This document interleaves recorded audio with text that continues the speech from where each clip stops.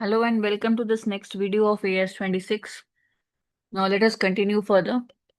We have already seen that an asset can be acquired separately or under amalgamation. Similarly, an intangible asset may also be acquired by way of government grant. So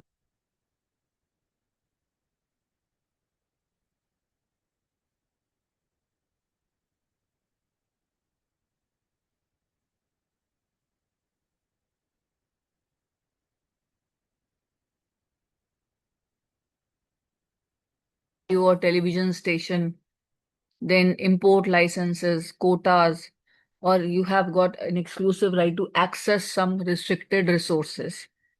So in this case, AS12, this requires that government grants, which are given in the form of non-monetary asset and at a concessional rate, they should be accounted for on the basis of their acquisition cost. Okay. So this is the requirement of AS12. AS12 also requires that in case a non-monetary asset is given free of cost, then you will record it at a nominal value. Fine. So what AS12 wants you to do is that if a government grant is given in the form of non-monetary asset, which is given at a concessional rate, then you account it on the basis of the acquisition cost.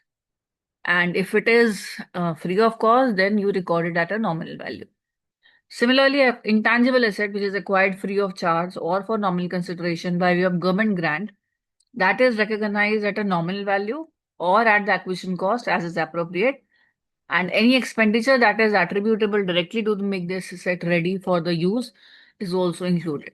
So that prior principle holds good here also. I hope this is clear. Now let's go to exchange of assets. Intangible asset may sometimes be acquired in exchange or part exchange for another asset. So in this case, that means if I have acquired an intangible asset, I have given you some asset or maybe a part of some asset or maybe a part acquisition in exchange of an asset. So in such a case, the cost of asset which is acquired, this is determined on the basis of AS10, right? Now let's go to internally generated goodwill. This we have partially discussed also. Internally generated goodwill should not be recognized as an asset. Okay. What happens is in some cases, when you incur some expenditure to generate your future economic benefits, you're incurring the expenditure because you want to get some future economic benefits, but that does not result in the creation of an intangible asset which meets the recognition criteria. So this expenditure is usually nothing but your internally generated goodwill. That means whatever good things you are doing, you're maintaining relationships, everything, loyalty you are earning. So for this, you are doing some expenditure.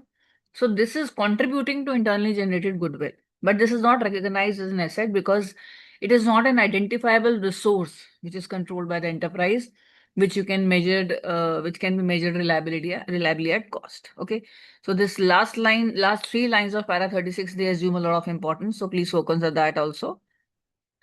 Now, differences between the market value of an enterprise and the carrying amount of its identifiable net assets at any point in time may be due to a range of factors that affect the value of enterprise. Now, what happens is that supposing the market value of enterprise is X and whatever is the carrying amount of its identifiable net assets is, let us say, Y. It's not the same. Maybe you have land, building, machinery. It sums out to 5 lakh and the market value is, let us say, 4 lakh 90,000. So sometimes this difference may arise because we're talking about the market value of the enterprise as a whole. So it should be equal to the assets only, right? And net assets. But if there is a difference, then can we say that it is the cost of an intangible asset which is controlled by the enterprise? The answer is not always. So we cannot consider internally generated goodwill as an asset. Okay, we do not consider internally generated goodwill as an asset in this under this AS. Now, we have internally generated intangible assets. Whether an internally generated intangible asset qualifies for recognition or not, the question is this. And sometimes it is difficult to assess that because it is difficult to identify whether and at which point that the identifiable asset has actually come into picture, whether it has come into picture and at which time. And that too, in a sense, that is now going to generate some probable future economic benefits. So, like brand loyalty, customer loyalty, these things are your internally generated intangible assets. But are you able to exactly specify that when they have come into existence, and to that extent that they will generate probable future economic benefits? So it's sometimes difficult to do that. I'm not saying it's not always possible or not always impossible. It's sometimes difficult. This is what the essay is saying. And sometimes it is also difficult to determine the cost of the asset reliably. So you can't determine the cost because how much expenditure you've incurred to do that, to get this kind of an asset. We don't know that exactly. So in some cases, because in some cases the cost of generating this intangible asset internally, you can't distinguish that from the cost of maintaining the enterprise daily activities or enhancing the internally generated goodwill of the enterprise. So in addition to complying with the general requirements for the recognition and initial measurement of intangible asset, enterprise has to apply 39 to 54 paragraphs to all the internally generated intangible assets. Right? Now, before I go in for 39 to 54, I would just request you to read 39 paragraph and 40 paragraph. Then 41 onwards is going to be an in-depth study accordingly. Okay. So quickly go through this 39 and 40 paragraph. I'll wait for it.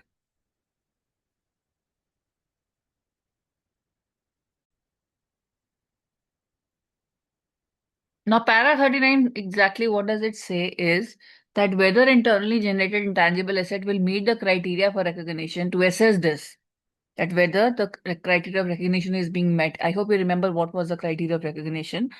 The enterprise will generally classify the generation of asset into two phases. Okay. So one would be your research phase, right? And the other would be the development phase. Now, research and development, they are defined in this AS only. The term research phase and development phase have a broader meaning for the purpose of this standard. We'll understand this. If an enterprise cannot distinguish the research phase from the development phase of an internal project to create an intangible asset, then the enterprise will treat the expenditure on that project as if it were incurred in the research phase. तो अगर आप distinguish नहीं कर पा रहे कि research phase कब खत्म हुआ, डेवलपमेंट फेज कब स्टार्ट हुआ, तो इन दैट केस जो भी आपके एक्सपेंडिचर थे वो आप रिसर्च फेज के ऊपर ही मानेंगे. ठीक है. Now research phase. Let us read this one. No intangible asset arising from research should be recognized. तो आपने कुछ रिसर्च किया या आप कोई इंटरनल प्रोजेक्ट कर रहे थे, उसमें कुछ रिसर्च फेस आया, तो उसका जो आपका कुछ भी अगर आपको लग रहा है कि इसमें से एक इंटेंजिबल एसेट अराइज हुआ, आपने उसको रिकॉग्नाइज नहीं करना है. ठीक है. यानी कैसे रिकॉग्नाइज का मतलब उसको कैपिटलाइज नहीं करना है. ठीक है.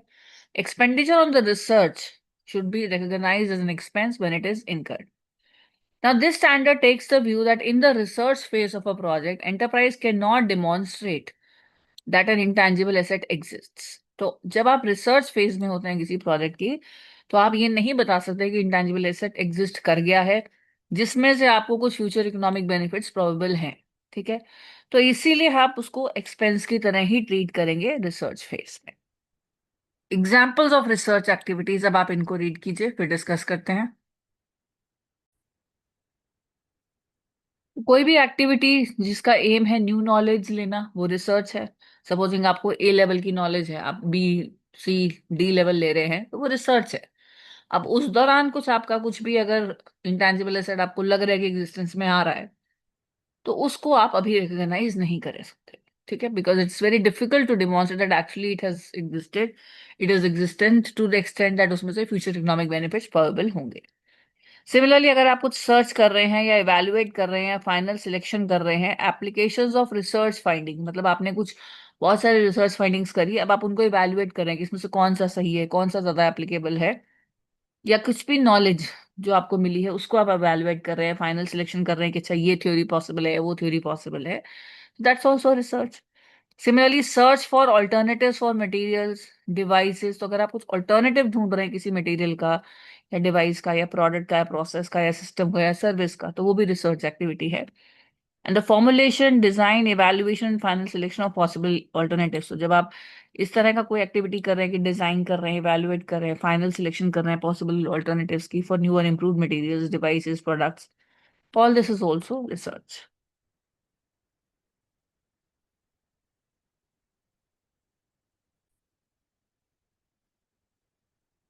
Intangible asset arising from the development should be recognised, ये बोलता है आपका पैरा 44 कि अगर आप डेवलपमेंट फेज में हैं, उसमें कुछ आपका इंटेंजिबल एसेट अराइज हो रहा है, that should be recognised, but उसकी कुछ कंडीशंस है कि enterprise can demonstrate all of the following. Now, what are those things? Technical feasibility. Technical feasibility of completing the intangible asset so that it will be available for use or sale. यानी कि development phase में अब आपको ये समझ में आ गया है कि ये टेक्निकली फिजिबल है, ताकि आगे यूज या हो सके या सेल हो सकेगा। Then intention to complete the intangible asset, भाई हम डेवलपमेंट फेज में आके रुक नहीं रहे, हम इसको कंप्लीट करेंगे और उसके बाद या तो इसको यूज करेंगे या इसको सेल करेंगे। Then ability to use, entity की एबिलिटी भी आनी चाहिए कि वो खुद यूज या सेल कर सकती है इस इंटेंजिबल एसेट को। कैसे ये फ्यूचर इकोनॉमिक बेनिफिट्स को ये जनरेट करेंगे। And among other things enterprise should demonstrate the existence of a market, तो सबसे पहले तो ये बताएगी फ्यूचर इकोनॉमिक बेनिफिट के लिए कोई मार्केट भी एग्जिस्ट कर रही है नहीं कर रही है, क्योंकि जो आउटपुट है इंटेंजिबल एसेट का वो आपको सेल करना होगा। तो आउटपुट के लिए कोई मार्केट है, या फिर उस एसेट के लिए खुद के लिए कोई मार्केट है, या फिर अगर आप उसको इंटरनली यूज कर सकते हैं तो उसकी क्या यूजफुलनेस है। Then availability of adequate technical, financial, and other resources to complete the development and to use or sell the intangible asset. This means is कि क्या कोई sufficient technical, financial या अदर रिसोर्सेज हैं जिससे कि आप ये डेवलपमेंट को कंप्लीट कर सकते हैं एंड टू यूज और sell the intangible asset. That means we do have complete stage तक का जो हमें सपोर्ट चाहिए, टेक्निकल भी है हमारे पास रिसोर्सेज, फाइनेंशियल भी हैं, और भी रिसोर्सेज जिससे कि डेवलपमेंट हमारी कंप्लीट हो जाएगी। And ability to measure the expenditure attributable to the intangible asset, यानी कि जितना एक्सपेंडिचर हम कह रहे हैं कि डेवलपमेंट स्टेज में इसका हो रहा है, वो हम रिलायबली जो है उसको एट्रीब्यूट कर पा रहे हैं। Now, in the development phase of a project, enterprise can, in some instances, identify an intangible asset and demonstrate that future economic benefits are probable. तो डेवलपमेंट फेज में एंटरप्राइज आइडेंटिफाई कर सकता है इंटेंजिबल एसेट कई बार, और demonstrate भी कर सकता है कि आपकी फ्यूचर इकोनॉमिक बेनिफिट्स प्रोबेबल हैं।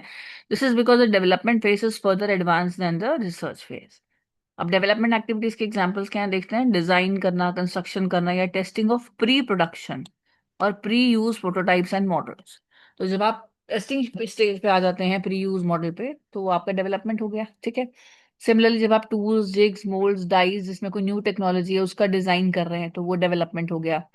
Then design, construction, operation of a pilot plan that is not of scale economically feasible for commercial production. तो अगर आपने कोई ऐसा पायलट प्लांट का डिजाइन, कंस्ट्रक्शन या ऑपरेशन स्टार्ट करा है जो कि उस स्केल का नहीं है जो कि इकोनॉमिकली फीजिबल हो कमर्शियल प्रोडक्शन के लिए।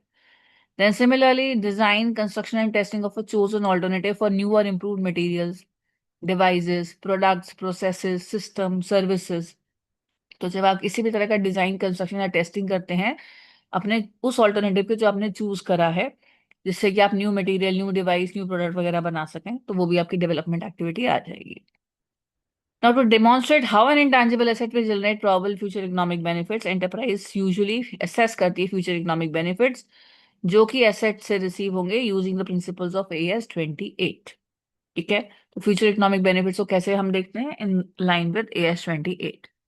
If the asset will generate economic benefits only in combination with other assets, तो आपका जो इकोनॉमिक बेनिफिट है अगर वो सिर्फ दूसरे एसेट्स के कॉम्बिनेशन में आएगा, तो आप कैश जनरेटिंग यूनिट्स का जो कॉन्सेप्ट है AS 28 में उसको यूज करेंगे। Availability of resources to complete use and obtain the benefits, यानी रिसोर्सेज की अवेलेबिलिटी जिससे कि आप कंप्लीट कर सकें, यूज कर सकें और बेनिफिट ऑब्टेन कर सकें इंटेंजिबल एसेट का। ये अवेलेबिलिटी आप कैसे डिमॉन्स्ट्रेट करेंगे, ये आपको सोचना है, क्योंकि अगर वो डिमॉन्स्ट्रेट हो पा रहा है तभी आप इसको फाइनली रिकॉग्नाइज करते हैं। ठीक है, फॉर एग्जाम्पल एक बिजनेस प्लान है जिसमें आपका टेक्निकल, फाइनेंशियल सभी रिसोर्सेज नीडेड हैं, जो भी नीडेड हैं वो स्पेसिफाइड है। In certain cases an enterprise demonstrates availability of external finance also. और वो कैसे कर सकता है एक्सटर्नल फाइनेंस की अवेलेबिलिटी के लिए, वो लेंडर की इंडिकेशन यहाँ पर मेंशन कर सकता है कि हाँ वो हमारा प्लान फंड करने को तैयार है। And 49 paragraph is saying that enterprises costing systems can often measure reliably the cost of generating an intangible asset internally. Costing system आपको बता सकते हैं कि आपका ये इंटेंजिबल एसेट अगर आप इंटरनली जनरेट करते हैं तो क्या एग्जैक्टली कॉस्ट रहेगा, क्या सैलरी रहेगी, क्या अदर एक्सपेंडिचर रहेगा इन सिक्योरिंग द कॉपीराइट लाइसेंसिंग और in developing computer software. But very important point is that जो भी आपके इंटरनली जनरेटेड ब्रांड्स होते हैं, publishing titles, masters, customer list, ये सारी चीजें आप इंटेंजिबल एसेट्स के तौर पर रिकॉग्नाइज नहीं करते हैं। और इसका रीजन हम ऑलरेडी देख भी चुके हैं, वैसे एक क्वेश्चन में करा था, बट एक और बार यहाँ देख लेते हैं। क्योंकि आप जो है इन सब्सटेंस, इनके ऊपर करे हुए जो खर्चे हैं, वो आप cost of developing the business as a whole से सेपरेट नहीं कर सकते, तो इसीलिए इन आइटम्स को हम रिकॉग्नाइज नहीं करते।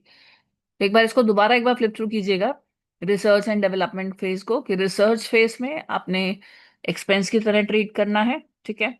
रिसर्च फेज में क्योंकि आप नहीं डिमॉन्स्ट्रेट कर सकते कि कब आपको फ्यूचर इकोनॉमिक बेनिफिट्स मिलेंगे, एग्जाम्पल्स देखिए। जब आप सर्च फेज में हैं, न्यू नॉलेज ले रहे हैं, ऑल्टरनेटिव्स ढूंढ रहे हैं, ठीक है, या फिर कुछ पॉसिबल ऑल्टरनेटिव्स का सिलेक्शन कर रहे हैं, मतलब 12 में से 4 पे आ रहे हैं, ठीक है, तो वो भी इसमें आ जाएगा। On the contrary, development phase में आप उसको रिकॉग्नाइज कर सकते हैं, लेकिन अगर आप ये सब चीजें जो हमने ABCDEF बोला, ये सब अगर आप डिमॉन्स्ट्रेट कर सकते हो तो technical feasibility, intention to complete, ability to use, how it is going to generate, market है या नहीं, यूजफुलनेस है या नहीं, फिर उसकी जो उसको कंप्लीट करने के लिए जो हमें टेक्निकल, फाइनेंशियल, अदर रिसोर्सेज चाहिए जो उसको आगे हेल्प कर सके हमारे डेवलपमेंट को, and we are able to assess that expenditure also, जो expenditure attributable to intangible asset है during the development phase, ठीक है। एग्जाम्पल्स भी हमने देखे थे, जैसे pre use, prototypes, models, pre production, design of tools, jigs, mould, dies, जिसमें न्यू टेक्नोलॉजी यूज हो, pilot plant, design, construction, operation of a pilot plant जो कि अभी economically feasible for commercial production नहीं है। Then design of chosen alternative, construction of chosen alternative और testing of a chosen alternative for new materials, improved materials। इसके अलावा हमने देखा कि अगर आपका कोई भी intangible asset future economic benefit कब कैसे जनरेट कर पाएगा, इसके लिए आपको AS28 की हेल्प लेनी है, ठीक है। एंड अगर वो दूसरे एसेट के साथ ही ले सकता है, कर सकता है जनरेट, तो आपको कैश जनरेटिंग यूनिट का जो कॉन्सेप्ट है AS28 का, वो लेना है। And also we have seen की जो अवेलेबिलिटी है टू ऑफ रिसोर्सेज, जिससे कि आप कंप्लीट कर सकें, यूज कर सकें और बेनिफिट्स ऑब्टेन कर सकें, ये आप आराम से डिमॉन्स्ट्रेट कर सकते हैं, ये आपको देखना है। जैसे कि अगर बिजनेस प्लान है तो उसमें सारी डिटेल्स हैं, तो that means yes, you are able to recognise it. Also जो आपके कॉस्टिंग सिस्टम है, वो आपकी cost of generating internal intangible asset internally को भी निकाल सकते हैं, लेकिन जो internally generated mastheads, brands, publishing titles, customer list और ये सब चीजें आपकी इंटेंजिबल एसेट्स नहीं होती हैं। Now, as far as cost of internally generated intangible asset is concerned, I'll continue that in the next video. तब तक आप इसको एक बार देखिए और रिवाइज कीजिए।